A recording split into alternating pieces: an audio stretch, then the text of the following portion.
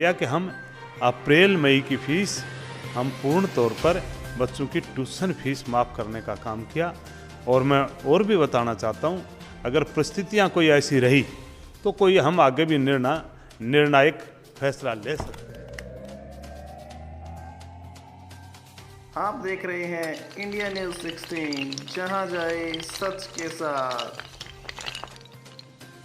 नमस्कार दोस्तों, मैं हूं प्रदीप कौशिक और आप देख रहे हैं इंडिया न्यूज़ 16। दोस्तों, आज हम पहुंचे हैं महेंद्रगढ़ डिस्ट्रिक्ट के एक ऐसे इंसान के पास जिन्हें संघर्ष का दूसरा नाम कहा जाता है। दोस्तों, जिन्होंने हमारे जो आपके बच्चे पढ़ रहे हैं उनके लिए शिक्षा का माहौल और आपके लिए आपका एक साथी बन के, विधायक बन के, आपका सच्चा नेता बन के जिन्होंने आपकी सेवा की, ऐसा इंसान मिलना बहुत ही मुश्किल बात है, जिसने आपके बच्चों का भविष्य भी सुधारा और आपको अपने साथ लेके चले। जो एजुकेशन वर्ल्ड चलाते हैं, जिसे हम कह सकते हैं शिक्षा का हब जिसे कहा जाता है, वो ग्रुप चलाते हैं, जो नांगल चौधरी से विधायक भी रह चुके हैं। आज मैं उनसे आपकी मुलाकात करवाऊंगा, देखते रहिए। तो सर, स्वागत है आपका इंडिया न्यूज़ 16 में। धन्यवाद। सर, हमारे जो दर्शक हैं वो ये जानना चाहते हैं कि जैसे एक निम्न परिवार से छोटा बच्चा होता है और वो आगे जाके एक बहुत ही ऊंचे स्तर पे पहुंच जाता है, तो उसे किस प्रकार से संघर्ष करना चाहिए, उसे किस प्रकार का मोटिवेशन मिलना चाहिए और उसे किस लाइन पर, किस पथ पर चलना चाहिए? भाई, जहाँ तक के अब तो कोई इतिहास दोहराने की बात नहीं। एक तो मैं बैठा हूँ, एक गरीब परिवार से पैदा हुआ, और एक अपने देश का माननीय प्रधानमंत्री नरेंद्र जी मोदी जी बैठे। जिस प्रकार से मैं मेरी अपनी गाथा गाता हूँ, उसी प्रकार से आपका देश का प्रधानमंत्री भी आपको बताने का काम करता है। मैं तो यही कहूँगा कि आप मेहनत करें, और मेहनत कर कर के इलाके के बारे में अगर सही सोच लेकर के चलेंगे तो आप तरक्की ज़रूर करेंगे। क्योंकि जिस प्रकार से मैं पैदा हुआ और जिस प्रकार की परिस्थितियों में मैं पैदा हुआ, मैं ये कह सकता हूँ कि मेरे ख्याल में इतने संकट भगवान ने किसी को नहीं दिए होंगे, लेकिन जितना मुझे भगवान का आशीर्वाद भी मेरे ऊपर रहा। क्योंकि सच्चे मन से, सच्ची लगन से अगर कोई काम करे तो वो प्रोग्रेस करता ही है। और आपकी ये जीती जागती मिसाल आज आपके महेंद्रगढ़ में है। जिस प्रकार से हमने और सारे इलाके ने मिलकर के इस इलाके को एजुकेशन में पहला नंबर पर लाने का काम किया, वो एकल्ले बहादुर सिंह की भी बात नहीं है, इलाके के लोगों की भी बात है। इलाके के लोगों ने मुझे मोटिवेट किया, इलाके के लोगों ने मुझे मेरा कहीं न कहीं स्वागत करने का काम किया।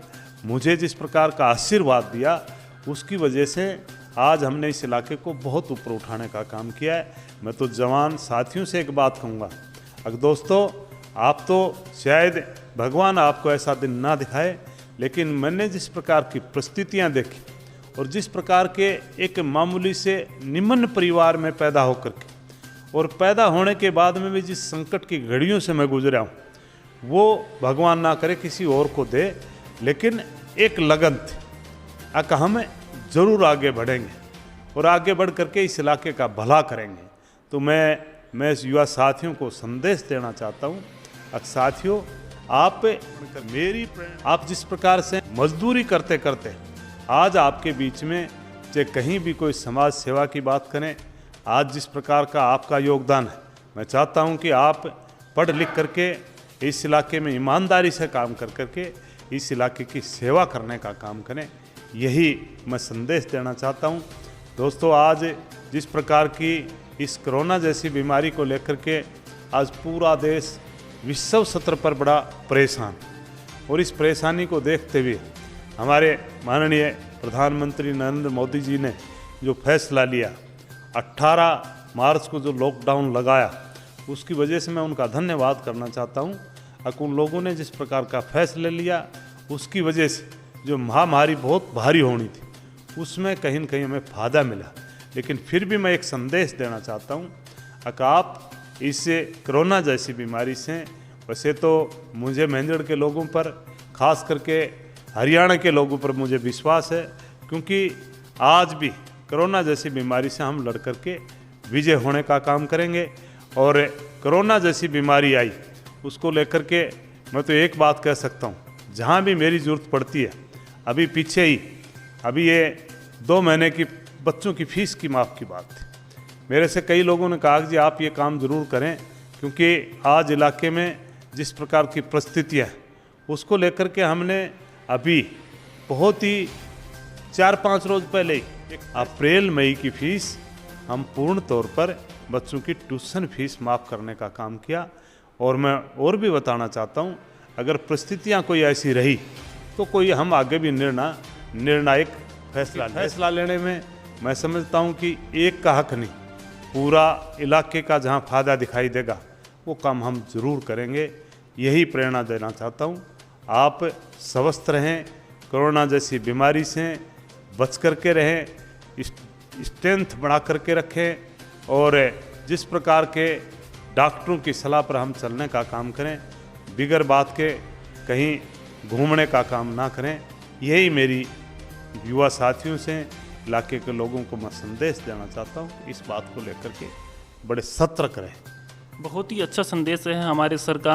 सर, दर्शक ये जानना चाहते हैं कि जब आप छोटे थे, स्कूल में पढ़ते थे, उस समय आप मानसिक रूप से क्या सोचते थे कि मैं आगे बड़ा होकर क्या करूँगा, मैं पढ़ाई में भी कमज़ोर हूँ तो आगे क्या कर पाऊँगा, कैसे क्या अपना जीवन सुरक्षित बनाऊँगा? जब मैं छोटा था तो हमारी सोच ही भाई जिस परिवार में पैदा हुआ वहाँ क्या था, वहाँ एक मामूली सी ज़मीन थी, पशुधन था, उनको पालते थे। और उस बात को लेकर के जब तो यही सोचती कि हमें एक से दूसरी मतलब जैसे अपन गाय की बात करें, भैंस की बात करें, ये बनाने का काम करेंगे। लेकिन ज्यों-ज्यों हम आगे बढ़ते चले गए और जिस बात को लेकर के हरियाणा प्रदेश में मैंने यहाँ 76-77 में जब 100 मामूली सी एक नौकरी चले गए तो हमने महसूस किया कि एजुकेशन बहुत बड़ी चीज़ है। और इस इलाके को पिछड़ापन दूर करने के लिए हम एक ऐसा एजुकेशन का हब बनाए ताकि इलाके में एजुकेशन देने के बाद मेरा आज उस बात को लेकर के मैं ये कह सकता हूँ, आज हरियाणा प्रदेश में 50% पर एक जिला महेंद्रगढ़ है।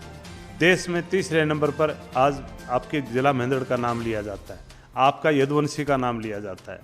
आपके लोगों ने यहाँ बहुत काम किया है। और भी स्कूल हैं जिन्होंने बहुत काम किया है, उन स्कूलों से भी बच्चे बहुत निकलते हैं। कंपटीशन है, कंपटीशन की वजह से चाहे स्कूली एजुकेशन की बात करें, चाहे NTSC की बात करें, चाहे IIT की बात करें, चाहे NIT की बात करें, चाहे CPT की बात करें, और चाहे आप आज स्कूली में चाहे CBSE बोर्ड की बात करें, आज हमारा महेंद्रगढ़, मैं ये कह सकता हूँ कि हरियाणा में नहीं देश में भी हम नंबर 1 लिखते हैं।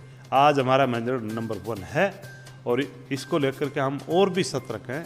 हमारे सारे साथी इस बात पर लगे हुए हैं कि हम महेंद्रगढ़ को देश का नंबर 1 बनाने का काम करेंगे। यही हमारी सोच है। जैसा देश को नंबर 1 बनाने की बात है तो इसमें आपकी बहुत बड़ी भूमिका है।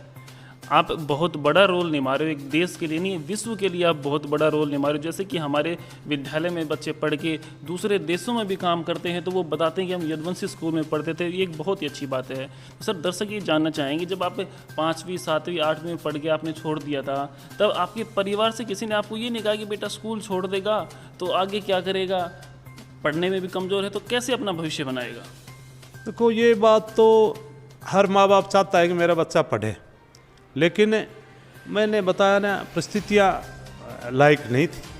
जब हमारे पास में पहनने के लिए कपड़े नहीं थे, पढ़ने के लिए किताब नहीं थी, तो फिर उसके आगे हमें कुछ दिखा ही नहीं अपनी नौकरी करने के सिवा।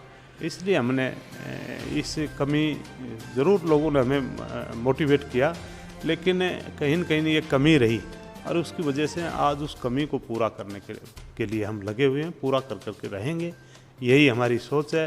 वैसे इस इलाके की जब बात करते हैं तो यहाँ मेरे आने के बाद में, एजुकेशन लाने के बाद में, यहाँ के राजनीतिक लोगों ने भी बड़ा अच्छा काम किया है। चाहे आज राजनीतिक लोग, चाहे यहाँ रामविलास शर्मा जी की बात करें, उन्होंने अपने कार्यकाल में, कुछ लोग कह देते हैं काम नहीं किया, लेकिन काम किया है। चाहे यहाँ की JBT डाइट की बात करें, चाहे इस इलाके को, महेंद्रगढ़ को पानी पिलाने की बात करें, देवास में जो पानी का वो डंप बनाने का काम किया। इसी प्रकार से जिस प्रकार से राव दान सिंह जी बने, इन्होंने भी हमारी एजुकेशन में साथ जोड़ने के लिए और महेंद्रगढ़ को नंबर 1 बनाने के लिए उन्होंने भी यहाँ एक यूनिवर्सिटी, सेंट्रल यूनिवर्सिटी लाने का काम किया। मैं उनका भी धन्यवाद करता हूँ। कि हमारे साथ में जिस एजुकेशन को हम लेकर के चले थे, यहाँ के राजनीतिक लोगों ने भी हमारा सहयोग देने का काम किया। इस प्रकार का इन लोगों ने काम किया। महेंद्रगढ़ का नाम सेंट्रल, आज JBT बहुत जगह है, लेकिन सबसे पहले अगर कोई JBT खुलवाने का काम किया तो भी हमारे यहाँ के राजनेताओं ने किया था।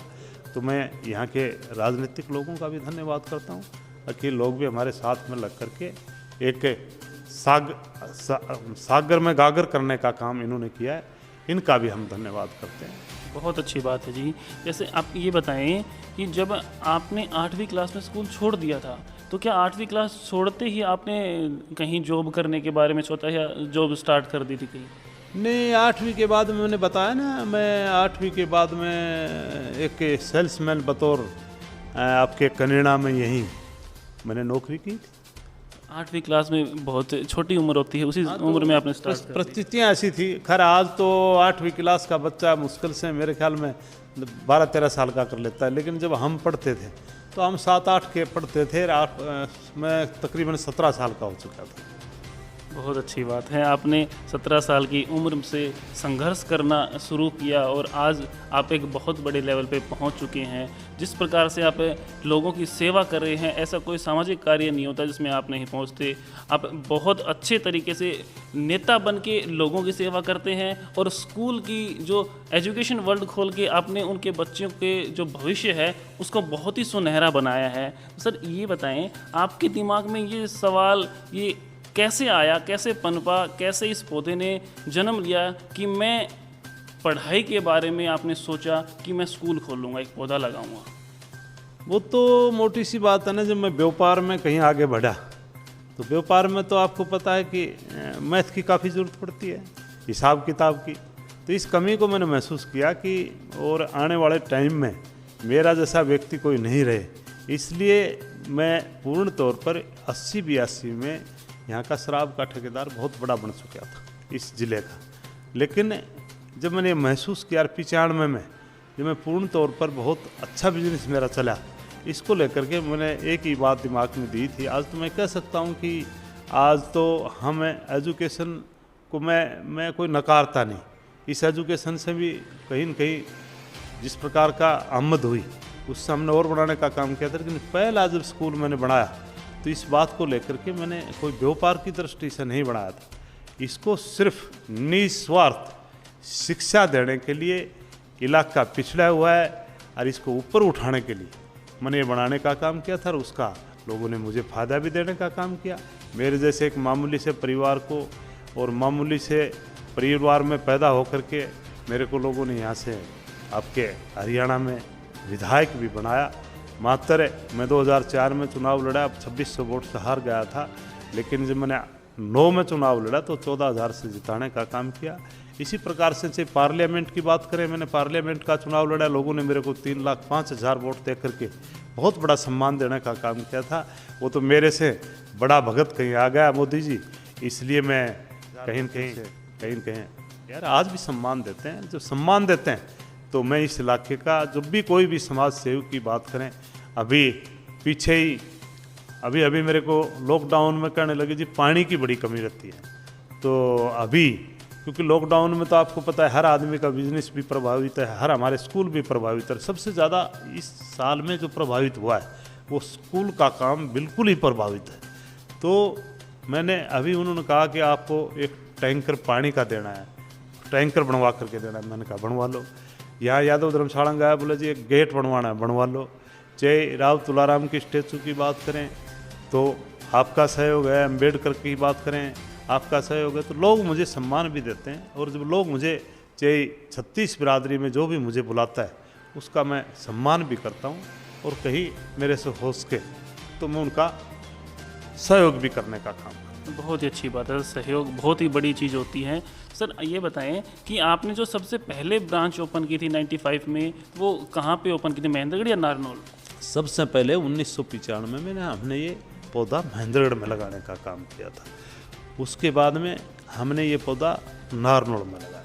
उसके बाद में ये पौधा हमने सोड़ी गांव में राजस्थान में लगाया। उसके बाद में हमने ये पौधा आपके नांगड़ चौधरी से जो मेरे को विधायक बनाया वहाँ लगाने का काम किया।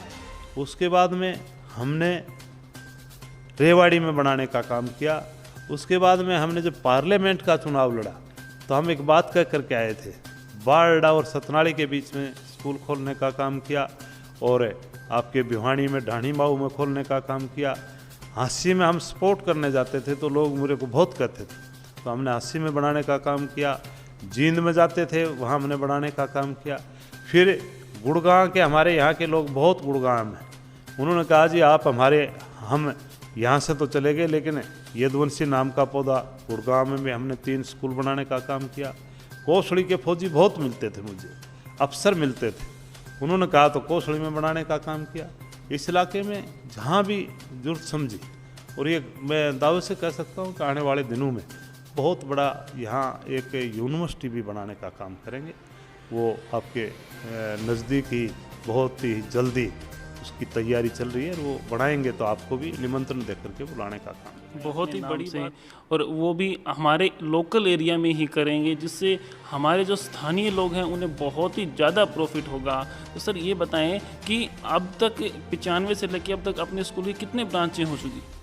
अभी आपकी ब्रांचें 39 ब्रांचें हैं, उससे जगह पॉइंट 14 है, लेकिन 39 संस्थाएं उनमें काम कर रही हैं। जैसे आज महेंद्रगढ़ में बात करते हैं, CBSE की स्कूल की बात करें, चाहे आप B.Ed की बात करें, M.Ed की बात करें, चाहे B.Ped की बात करें, और चाहे टेक्निकल की बात करें, ये काफ़ी संस्थाएं, एक एक संस्था में काफ़ी जगह 6-6, 7-7 कॉलेज हमने बना रखे हैं, तो 39 संस्थाएं काम कर रही हैं। सर इतने दिन में आपने 39 ब्रांच खोली हैं, तो यदुवंशी को लेके आगे आपका क्या सपना है कि आप किस स्टेज पे यदुवंशी को पहुंचाओगे? मैं तो जहाँ तक समझता हूँ तो हमने तो पीछे भी दी थी, पहले तो कहीं न कहीं वैसे इमरजेंसी लगी हुई थी जम्मू कश्मीर में, जब ये धारा 370 तोड़ी तो हमने तो वहाँ भी जा कर के डंका बजाने का काम पहले ही मन में सोच रखी है, और हम सोचते हैं कि इसको पूरे देश सत्र पर ले जाने का काम करेंगे। हरियाणा प्रदेश में नहीं, पूरे देश सत्र पर ले जाएंगे। सर इस बात पे एक चुटकुला भी आया था कि वहाँ पे ये धारा हट गई तो हरियाणा वाले सबसे पहले पहुँचेंगे, तो आप वहाँ पहुँच गए थे। फिर तो आपने पता ही से, एक तो बोलो हरियाणा और फिर हीर न जमीन मिल जाए वो छोड़ने तो लागे थोड़ी से, आपने पता ही से कि हीर तो एक इंच पे चले जाए से, तो ये तो खुशी में लड़ाई लड़े थे। अगर हीरा न कह दी तो जाके अपना आप ही जम्मू कश्मीर में सारी जगह रोक लेंगे। बहुत बढ़िया बात कही सर आपने। तो आपके हिसाब से आप पूरे अपने जो देश है उसमें हर स्टेट में, हर डिस्ट्रिक्ट में अपनी ब्रांच खोलना चाहते हैं? हाँ, मैं चाहता हूँ, अगर मुझे भगवान ने सहयोग दिया और आशीर्वाद दिया तो मैं ज़रूर पूरे देश सत्र पर यदुवंशी का नाम। बहुत बड़ी बात है। तो दोस्तों जल्द ही आपके शहर में भी यदुवंशी की ब्रांच पहुंच रही है। ध्यान रखना अपने बच्चे का वहाँ पे दाखिला ज़रूर करवाना, क्योंकि वहाँ पे बहुत अच्छी शिक्षा मिलती है। मैं खुद वहाँ यदुवंशी से पास आउट हूँ, ये मेरे गुरु हैं। तो सर ये बताएं कि आप एजुकेशन हब चलाते हैं, इसके साथ साथ आप राजनीति में भी काम किया है, तो अब आगे राजनीति का कुछ करने का इरादा है या कैसे क्या? जहाँ तक राजनीतिक की बात, हम राजनीतिक से न तो पहले पीछे हटे और न आगे पीछे हटेंगे। हम राजनीतिक करेंगे, राजनीतिक स्वस्थ राजनीतिक करेंगे। हम 5 साल MLA रहे, एक आदमी को ये नहीं कह सकता, किसी प्रकार का एक भी कोई ऐसा लालच नहीं लगा सकता कि बहादुर सिंह ने किसी प्रकार की राजनीतिक में रह करके किसी की एक चाय भी पीने का काम किया हो। हमने स्वस्थ राजनीति की है और इसलिए लोग सम्मान भी देते हैं। तो गेड़ो और मार लिया ताकि सेवा, अब तो असली मौका थी भी इसी सेवा करने को, तो राजनीतिक में जाएंगे। और अब की बार मैं समझता हूँ कि पूर्ण तौर पर हमें कामयाबी भी मिलेगी। कामयाबी मिलेगी तो हरियाणा प्रदेश में देश सत्र की राजनीतिक में जाकर के सेवा करने का। बहुत अच्छी बात है। ये आपके लिए फिर ये राजनीति नहीं, ये आपके लिए एक देश सेवा ही है। देश, मेरे लिए देश सेवा है, कोई राजनीतिक नहीं। बहुत अच्छी बात आपने सर कही है। सर ये बताएं, जब आपने स्कूल ओपन किया था तो आपके माइंड में यदुवंशी का नाम कहाँ से आया था? कैसे आपने रखा कि भाई यदुवंशी नाम रखेंगे? मैं यदुवंशी, अगर कोई ये बात कहता है कि भाई ये यादव होने के नाते यदुवंशी रखा है, नहीं, ये भगवान कृष्ण के नाम से मैंने रखा है। भगवान कृष्ण एक यदुवंशी था और उसको लेकर के भगवान कृष्ण के नाम से ये यदुवंशी मैंने इसलिए रखा था कि भाई भगवान कृष्ण का हम आशीर्वाद लेकर के चलें, तो इस नाम से हम स्कूल बनाने का। जहाँ तक मैं आपके सभी स्कूल्स में लगभग विजिट कर चुका, तो मैंने देखा कि भगवान कृष्ण की जो स्टैचू होता है वो सभी स्कूल्स में उपलब्ध है। जब मैं भगवान कृष्ण के नाम से काम करता और उसकी स्टैचू नहीं होगी तो फिर कैसी बात बनेगी। बहुत ही बड़ी बात है कि सबसे पहले वहाँ पर भगवान को विराजमान करते हैं, उसके बाद अपना काम स्टार्ट करते हैं। तो सर ये बताएं कि जैसे पहले इंसान गरीब होता है और धीरे धीरे ग्रो करके वो ऊपर चला जाता है, तो उसके शौक जो होते हैं वो हाई हो जाते हैं, हाई लेवल के। तो जैसे हम यहाँ पर पहुँचे, आपने हमारा स्वागत किया, जैसे राबड़ी पिलाई, तो अगर कोई बड़ा इंसान बड़ा हो जाता है ना, तो वो सोचता, वो जैसे ब्लैक कॉफ़ी, कोल्ड कॉफ़ी, ये सब चीज़ें, ग्रीन टी, इस प्रकार से करते हैं। तो मुझे लगता है कि आप बिल्कुल प्रकृति से जुड़े हुए हो। अरे वही मैं जब तो कह रहा हूँ, कोरोना हमारा क्या करेगा, हम तो राबड़ी पीने वाले आदमी हैं, बाजरा की रोटी खाने वाले हैं, इसलिए हम कोरोना को हरा करके रहेंगे। और मैं इन परिस्थितियों से अगर ऊपर उठ करके चला जाऊंगा तो फिर क्या संदेश मिलेगा। इसलिए मैं तो वही, आज भी हमारा काम है, पीछे गाय बंधी हुई हैं और भाई पीछे वो आपकी, मैं ये कहूँ कि बड़ी माँ कहूँ आपकी, तो वो गायों पे लगी हुई है सुबह सुबह ही। मैं भी गायों की सेवा करता हूँ। हमें पिछली बात को कभी भूलते नहीं, हम अपनी पिछली बात को लेकर। गाय को हमारे देश में माँ का दर्जा दिया गया है और उसकी आप सेवा करते हो। हाँ, उसकी सेवा करता हूँ, गायों की सेवा करता हूँ, मैंने गाय रख रखी है। बहुत बड़ी बात है सर। तो सर ये बताएं थोड़ा सा कि अब जो कोरोना महामारी वैश्विक जो चली हुई है, इसके लिए जब सब लोग जो घर में रहते हैं, अब बाहर जाना थोड़ा अलाउड कम है, सोशल डिस्टेंसिंग है, तो जो घर में रहते हैं, जो बच्चे हैं, उनके माता पिता हैं, उनके लिए क्या संदेश है कि वो घर में बैठ के किस प्रकार से तैयारी करें, क्या करें? मेरा तो संदेश यही है कि वो अपने घर में रहें, बच्चे को भी अपने पास में कहीं न कहीं गैप बना करके रखें।